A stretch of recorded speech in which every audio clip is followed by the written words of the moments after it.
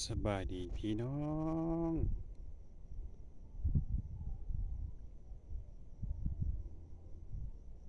มื้อนี้ก็ยามค่ำยามคืนมาเบิ่งงูนำกันพี่น้องงูอิหยังน้อนี่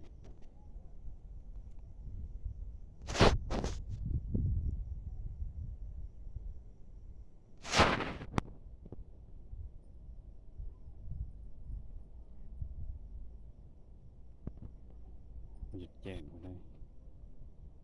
กลางคืนพี่น้อง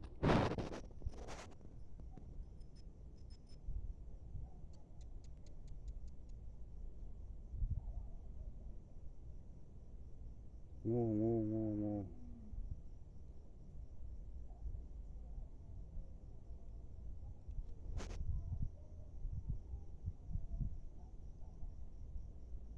เอาซ้ำนี้เด้อพี่น้องเด้อ